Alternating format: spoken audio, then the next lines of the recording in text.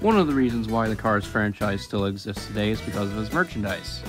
I think you could probably tell by now. Well, if it lasted this long, then that must mean that the toys are really good and look just like the characters on the screen, right? Well, most of the time anyway. Huh? I'm bored, and today we're going to be taking a look at some inaccuracies and goofs on the Cars merchandise. Mainly the diecast range. I can't go over every single range because we'd probably be here till next Christmas. But enough about that, let's get started. Let's start this off with one that most of you probably already know. Lightning McQueen. Now some of you are probably thinking, oh what, it's just a regular Lightning McQueen, what's wrong with it? Nothing's wrong with it, except for one little tiny thing. He's missing the Rust-eze logo on the spoiler. When Cars first came out in 2006, Mattel released the first wave of the Cars diecast range, and of course, Lightning McQueen, being the main character, was one of the first ones. Though for some reason, we didn't have the Rust-eze spoiler, or logo I should say, on the spoiler. Because in the movie, he did have the Rust-eze logo on the spoiler. Around 2008, this problem was quickly fixed. All McQueens leading up till now have the Rust-eze logo on the spoiler, like he should have in the movie. I can't really say the same for his Dynaco livery. Also released in the 2006 line, Dynaco McQueen came out. And unlike his Rust-eze counterpart that got the logo spoiler problem fixed, up until his latest release, which was in 2017, Dynaco Lightning McQueen has not had that fixed. What? But for his twin Bling Bling Lightning McQueen, he does have the logo on the spoiler. His most recent release was in 2022, and it still has the Dynaco logo on the spoiler. I don't know why they didn't go back and fix this problem on his other releases. Maybe they just didn't, I don't know, probably didn't release them as much, so they didn't really thought about fixing it. That's probably what I'm guessing. But it doesn't really bother me at all because it is still a cool model. I just wish that they would go back and fix it.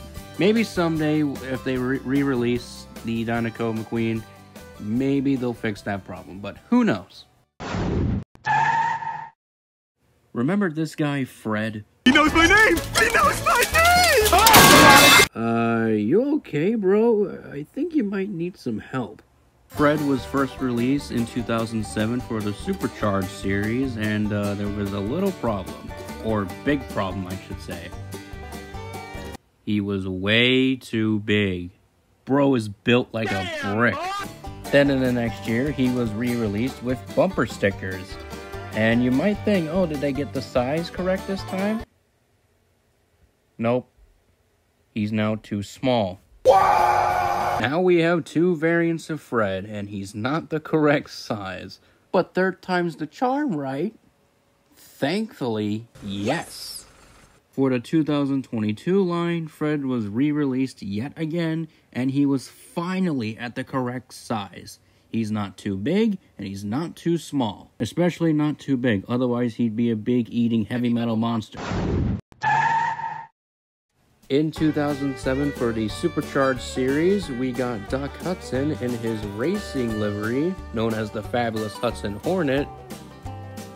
For some reason, they gave him white wall tires. Huh? I don't remember seeing Doc wearing white wall tires in his racing paint job, but I do remember him wearing red tires. Thankfully, though, for some odd reason, they released him with the correct racing red tires around the same time. Like, what? Why didn't you guys just release this version of him and just leave out the white wall one? Very weird choice. Pink. In 2020, we saw the re-release of Holly Shiftwell, and she's pink now? How does this look like this? There is no way that's the same color. What, did they accidentally put pink on and said, screw it, just ship it out, it'll be fine. I mean, don't get me wrong, it does look kind of cool, but aren't kids gonna notice the difference in color? Thankfully, in 2023, she was re-released again with the correct purple paint and no longer does not look like a Barbie car. When Cars 3 was first coming out in 2017, we got some pictures of some new die-casts, especially some 2-packs. One of these new packs was Chick Hicks with headset and Natalie Surton, though I'm believing that this was based off concept art because in the actual final film, Chick Hicks does not wear any headset. I'm not sure to really count this as a goof or not. If this was based off concept art, then I'd probably imagine it would be already too late, because they already made them with headsets. In Cars 3, we have a new Gaskets racer called Rex Revler. He was released a couple times, especially in 2020 and... Wait a minute. How did they mess this up? That's not even the same car model. That is just the Cars 1 Gaskets racer.